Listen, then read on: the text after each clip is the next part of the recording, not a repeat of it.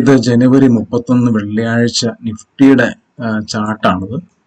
അപ്പം നമ്മൾ ഈ ഒരു വീഡിയോ ചെയ്യുന്നതിന് പ്രധാനപ്പെട്ട പർപ്പസ് ഈ പലപ്പോഴും നമ്മൾ ഫോമോയിൽ അതായത് ഒരു ഓപ്പർച്യൂണിറ്റി മിസ്സാവും, അല്ലെങ്കിൽ ഞാനിപ്പം ഈ ഒരു പർട്ടിക്കുലർ ലെവലിൽ നിന്ന് ഞാൻ വാങ്ങിച്ചിട്ടില്ലെങ്കിൽ എനിക്കൊരു വലിയൊരു ഓപ്പർച്യൂണിറ്റി മിസ്സാകുമെന്നുള്ളൊരു പേടി കാരണമാണ് പലപ്പോഴും നമ്മൾ എൻട്രി എടുക്കുന്നത്. പലപ്പോഴും നമ്മൾ എൻട്രി എടുത്തതിന് ശേഷം നമ്മൾ അത് പെട്ടെന്ന് ചിലപ്പോൾ ഒന്ന് കയറുമായിരിക്കും, അത് കഴിഞ്ഞിട്ട് പെട്ടെന്ന് അത് കുറച്ച് കഴിയുമ്പോഴത്തേനും അത് റിവേഴ്സ് ആവും.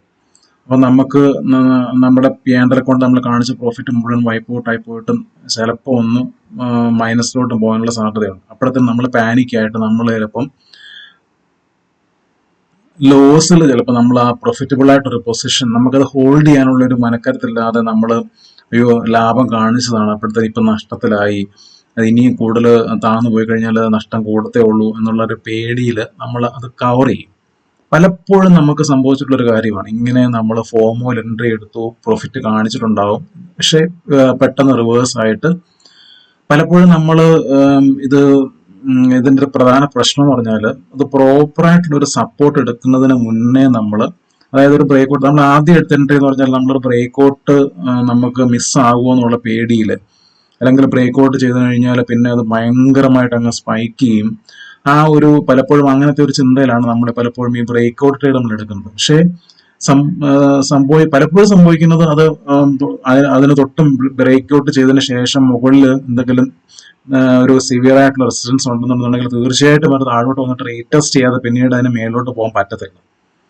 അപ്പൊ ഞാനിപ്പോൾ ഇന്നിപ്പം എടുത്തു വെച്ചിരിക്കുന്നത് ജനുവരി 31 നിഫ്റ്റിയുടെ ചാർട്ടാണ്.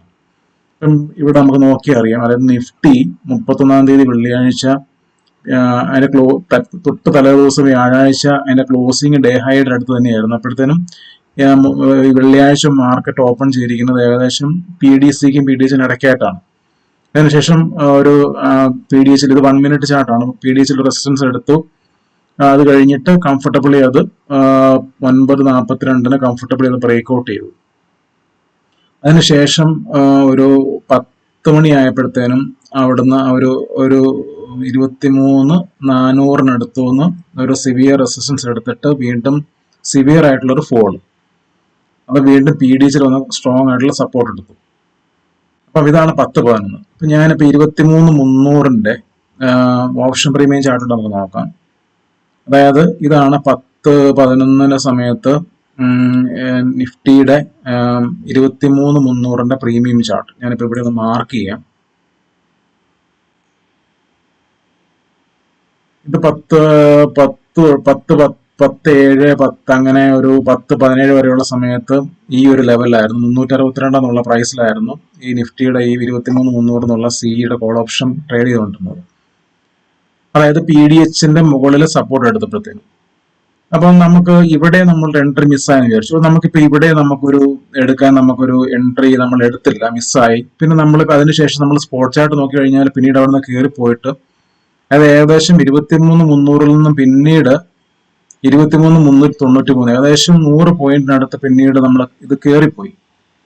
പക്ഷേ ഇപ്പം സ്പോട്ട് ചാർട്ടിൽ ഏകദേശം 90 പോയിന്റ് കയറിയെങ്കിലും നമ്മൾ പ്രീമിയം ചാർട്ട് നമ്മൾ നോക്കി കഴിഞ്ഞു കഴിഞ്ഞാൽ നമുക്ക് കാണാൻ പറ്റുന്ന ഒരു കാര്യം കഴിഞ്ഞാൽ ഏകദേശം 11:30 ആയപ്പോഴത്തേനും നമുക്ക് വീണ്ടും ഒരു ഓപ്പർച്യൂണിറ്റി, അതായത് സ്പോട്ട് ചാർട്ടിൽ അത്രയും പോയിന്റ്സ് കയറിയെങ്കിലും നമുക്ക് 1 മണിക്കൂറിന് ശേഷം നമുക്ക് ഏകദേശം 10 മണിക്ക് നമുക്ക് കിട്ടുമായിരുന്ന ആ ഒരു വിലയ്ക്ക് തന്നെ, ഏകദേശം അതിനടുത്തുള്ള ഒരു വിലയ്ക്ക് തന്നെ നമുക്ക് 11:30 നമുക്ക് മേടിക്കാനുള്ള ഒരു ഓപ്പർച്യൂണിറ്റി ഉണ്ടായിരുന്നു. അപ്പൊ നമ്മൾ ശരിക്കും പറഞ്ഞാല് ഇതിവിടെ വലിയൊരു പാനിക് ചെയ്യേണ്ട ആവശ്യമില്ല, നമ്മൾ ഫോമോയിൽ എടുക്കേണ്ട ആവശ്യമില്ല എന്നുള്ളതാണ് നമ്മളെ ഈ പ്രീമിയം ചാർട്ട് നമുക്ക് വ്യക്തമായിട്ട് കാണിച്ചു തരുന്ന ഒരു കാര്യം. അതായത് നിങ്ങൾ ഒരു കാര്യം ഇവിടെ ശ്രദ്ധിക്കേണ്ട ഒരു കാര്യമുണ്ട്. അതായത് ഇപ്പം ഈ PDHന്റെ അടുത്ത് ഒരു സിവിയർ ഫോൾ നടന്ന ഒരു ലെവൽ അല്ലായിരുന്നു ഇന്നലെ ശരിക്കും പറഞ്ഞാൽ. അതായത് ഇപ്പൊ നോക്കിയാൽ മനസ്സിലാവും. അതായത് ഇന്നലെ വ്യാഴാഴ്ച ഒരു 10:28 ആയപ്പോഴത്തേനും അവിടെ ഈ ഒരു ഡേ ഹൈയിൽ വന്നിട്ട് അവിടെ നിന്ന് താഴോട്ട് പോയി. അപ്പം ഈ ലെവൽ സിവിയർ സെല്ലിങ്, അതിനുശേഷം എൻഡ് ഓഫ് ദി ഡേയിൽ അതിനടുത്ത് വന്നിട്ട് ക്ലോസ് ചെയ്തു. അതായത് ഇവിടുത്തെ സെല്ലേഴ്സ് കംപ്ലീറ്റ് അവരെ വൈപ്പ് ഔട്ട് ചെയ്തിട്ട് സ്ട്രോങ് ബയേഴ്സ് അതിനടുത്തായിട്ടാണ് ക്ലോസ് ചെയ്തിരിക്കുന്നത്. അപ്പം ഇവിടുത്തുള്ള സെല്ലേഴ്സിന് കംപ്ലീറ്റ് ഇവര് ഒന്ന് വിഴുങ്ങി ബയേഴ്സ്. അപ്പം ഈ ഒരു സെൽ ലെവൽ ഇപ്പൊ നെഗേറ്റ് നിൽക്കുവാണ് എൻഡ് ഓഫ് ദി ഡേ ക്ലോസിംഗിൽ. അപ്പം നമുക്ക് ഇവിടെ ഒരു സിവിയർ റെസിസ്റ്റൻസ് ഇനി ഇല്ലെന്നുള്ളതാണ് നമുക്ക് ഇതിൽ നമുക്ക് മനസ്സിലാക്കാൻ പറ്റുന്ന ഒരു കാര്യം. അപ്പം എന്താ സംഭവിച്ചത്? വെള്ളിയാഴ്ച ആ ലെവലിൽ തന്നെ ഫ്ലാറ്റ് ആയിട്ട് ഓപ്പൺ ചെയ്തു. ആ റെസിസ്റ്റൻസ് ഈസിലി ബ്രേക്ക് ചെയ്തു. കാരണം ഇവിടത്തെ സെല്ലേഴ്സ് പിന്നെ ഫുൾ അവരെ മുഴുവൻ വിഴുങ്ങിയിട്ടിരിക്കുവാണ്. അപ്പൊ പിന്നെ ഇവിടെ പുതിയ ബയേഴ്സും കൂടെ വന്നു കഴിഞ്ഞപ്പോഴത്തേനും ബയേഴ്സ് ഭയങ്കര സ്ട്രോങ് ആയി. അപ്പം ബയേഴ്സിനെ സംബന്ധിച്ച് ഇപ്പം ഇവിടെ ഒരു സിവിയർ റെസിസ്റ്റൻസ് ലെവൽ ഇല്ല.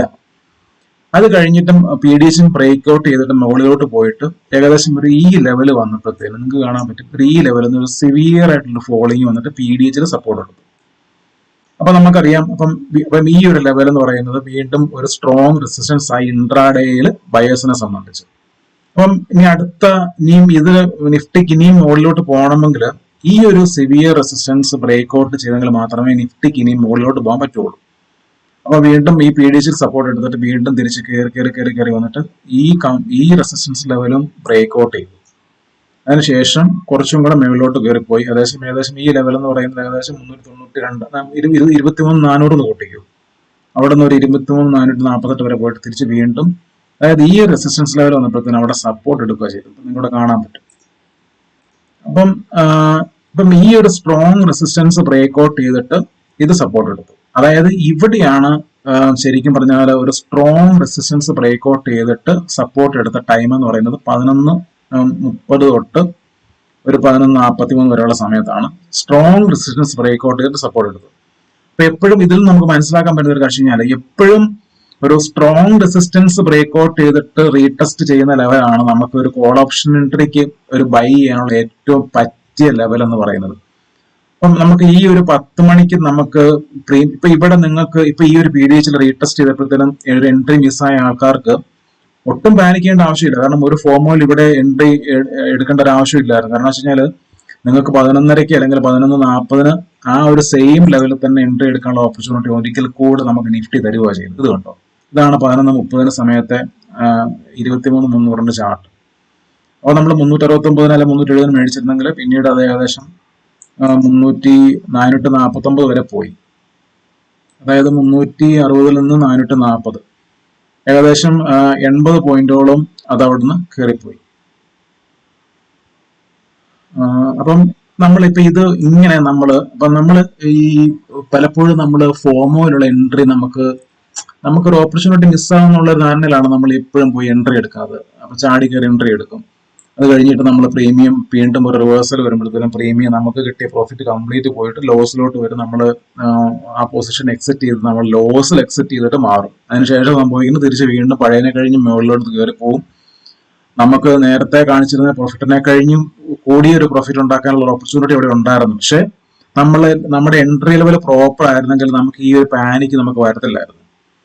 അതുകൊണ്ട് ഈ ഒരു കാര്യം വളരെ ഫണ്ടമെന്റൽ ആയിട്ടുള്ള ഈ ഒരു കാര്യം മനസ്സിലാക്കുക. അതായത് എപ്പോഴും ഒരു സ്ട്രോങ് റീടെസ്റ്റ് ആകുന്നത് ഒരു സ്ട്രോങ് ആയിട്ടുള്ള ഒരു റെസിസ്റ്റൻസ് ബ്രേക്ക് ഔട്ട് ചെയ്തിട്ട് റീടെസ്റ്റ് ചെയ്യുന്ന ലെവലാണ് എപ്പോഴും നമുക്കൊരു കോൾ ഓപ്ഷൻ ബൈ ചെയ്യാനുള്ള ഏറ്റവും സ്ട്രോങ്, ഏറ്റവും പ്രോഫിറ്റബിൾ ആയിട്ടുള്ള റീടെസ്റ്റ് ലെവൽ എന്ന് പറയുന്നത് ഒരു സ്ട്രോങ് റെസിസ്റ്റൻസ് ബ്രേക്ക് ഔട്ട് ചെയ്തിട്ട് നമുക്ക് എടുക്കാൻ പറ്റുന്ന ലെവലിനെയാണ് നമ്മൾ എപ്പോഴും ഒരു സ്ട്രോങ് ഒരു റീടെസ്റ്റ് ലെവൽ എന്ന് പറയുന്നത് ഒരു കോൾ ഓപ്ഷൻ ബയറെ സംബന്ധിച്ച്. അപ്പം ഈ ഒരു കാര്യം മനസ്സിലാക്കുക.